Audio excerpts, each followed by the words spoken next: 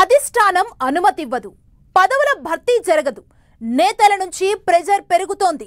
స్థానిక సంస్థల ఎన్నికలు రాబోతున్నాయి. పార్టీ అధ్యక్ష పదవొకటి, మంత్రి పదవులు 6, నామినేటెడ్ పోస్టులు ఒక 100 వరకు ఉండొచ్చు. ఇవన్నీ భర్తీ చేయాలంటే అంత ఈజీ కాదు. కాంగ్రెస్ పార్టీ అంటేనే అధిష్టానం అనుమతి మస్ట్. అందుకే వరుస పెట్టి ఢిల్లీకి వెళ్తూ వస్తున్నారు పీసీసీ చీఫ్ రేవంత్ రెడ్డి. అయినా పీసీసీ చీఫ్ కేబినెట్ విస్తరణ కొలిక్కి రావడం లేదు. ఇప్పుడు మరోసారి ఢిల్లీ బాట పట్టారు కాంగ్రెస్ ముఖ్య నేతలు. ఈసారైనా హైకమాండ్ గ్రీన్ సిగ్నల్ ఇస్తుందా? ఒకవేళ అధిష్టానం ఓకే అంటే పీసీసీ అధ్యక్షుడు అయ్యేదెవరు? అమాత్య పదవి దక్కే ఆ అదృష్టవంతులు ఎవరు? 6 మంత్రి పదవుల భర్తీ, కొత్త పీసీసీ చీఫ్ నియామకం, నామినేటెడ్ పోస్టుల భర్తీ. ఇవి 3 కాంగ్రెస్ పార్టీలో డైలీ ఎపిసోడ్ అయిపోయాయి. ఆశావహులకు సర్ది చెప్పడం ఓవైపు, అధిష్టానం అనుమతి కోసం ప్రయత్నాలు మరోవైపు సీఎం రేవంత్ రెడ్డికి ఇబ్బందికరంగా మారాయి. అందుకే వరుసపెట్టి ఢిల్లీ టూర్లు చేస్తూనే ఉన్నారు CM Revanth. AICC chief Mallikarjuna Kharge, party అగ్రనేత రాహుల్ గాంధీతో పాటు సోనియాను కూడా కలిసి వస్తున్నారు. అయినా పీసీసీ చీఫ్ నియామకం, మంత్రివర్గ విస్తరణ కొలిక్కి రావడం లేదు. ఇప్పుడు మరోసారి హస్తినబాట పట్టారు ముఖ్యమంత్రి. చాలా కాలంగా పెండింగ్ లో ఉంటున్న పీసీసీ చీఫ్ అంశంతో పాటు మంత్రివర్గ విస్తరణ, నామినేటెడ్ పోస్టుల అంశాన్ని అధిష్టానంతో డిస్కస్ చేయనున్నారు. పీసీసీగా కొత్త వారికి అవకాశం, మంత్రివర్గంలోకి మరికొందరికి చోటుపై ముఖ్య నేతల మధ్య భేదాభిప్రాయాలు ఉన్నాయి. దీంతో ఈ విషయంలో పార్టీ హైకమాండ్ ఏ నిర్ణయం తీసుకోలేక వాయిదాల మీద వాయిదాలు వేస్తూ వస్తోంది.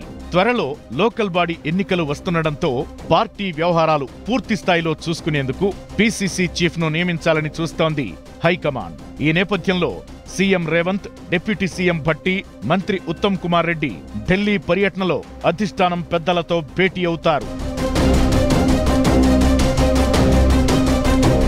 పీసీసీ చీఫ్ గా, సీఎం గా 2 పదవుల్లో కొనసాగుతున్నారు సీఎం రేవంత్ రెడ్డి. జూన్ 27తో పీసీసీ చీఫ్ గా రేవంత్ 3 ఏళ్ల పదవీ కాలం ముగిసింది. కొత్త వారి నియామకం విషయంలో సామాజిక సమీకరణాలను దృష్టిలో పెట్టుకుని కాంగ్రెస్ అధిష్టానం పలువురి పేర్లను పరిశీలిస్తోంది.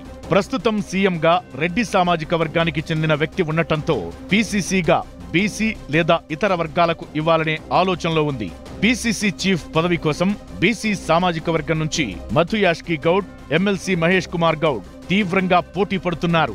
లంబాడ సామాజిక వర్గానికి రాష్ట్ర కేబినెట్ లో అవకాశం దక్కలేదు కాబట్టి తనకు అవకాశం ఇవ్వాలని బలరాం నాయక్ కోరుతున్నారు.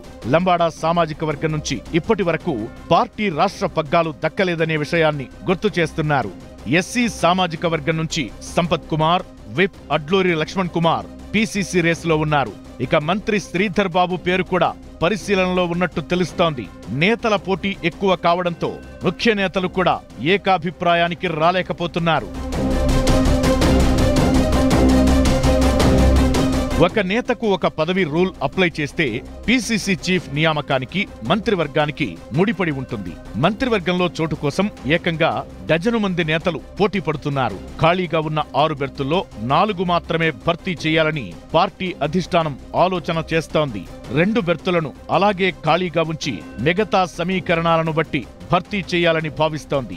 అయితే ఈ 4 బెర్తులను భర్తీ చేయడం కాంగ్రెస్ నేతలకు తలనొప్పిగా మారింది. ప్రభుత్వ విప్లు బీర్ల ఐలయ్య, ఆది శ్రీనివాస్ తో పాటు ఎమ్మెల్యేలు కోమటిరెడ్డి రాజగోపాల్ రెడ్డి, దానం నాగేందర్, గడ్డం వివేక్, ప్రేమ్ సాగర్ రావు, సుదర్శన్ రెడ్డి, మదన్ మోహన్ రావు, శ్రీహరి ముదిరాజ్, మైనంపల్లి రోహిత్ రావు, మల్రెడ్డి రంగారెడ్డి, టి రామ్మోహన్ రెడ్డి మంత్రి పదవి ఆశిస్తున్నారు. అమాత్య రేసులో ఉన్న డజను మందిలో ఎవరికి అవకాశం దక్కనుందనేది ప్రస్తుతానికి $1 మిలియన్ క్వశ్చన్ గానే ఉంది. పీసీసీతో పాటు మంత్రివర్గ విస్తరణ అంశాన్ని తేల్చేయాలని కాంగ్రెస్ అధిష్టానం డిసైడ్ అయింది. తెలంగాణ పీసీసీతో పాటు దేశవ్యాప్తంగా పలు రాష్ట్రాలకు పీసీసీలుగా కొత్త వారికి బాధ్యతలు ఇవ్వాలని చూస్తోంది. తెలంగాణ అంశం ఎంతకు కొలిక్కి రాకపోవడంతో పార్టీ అధిష్టానం కూడా అసంతృప్తితో ఉన్నట్టు తెలుస్తోంది.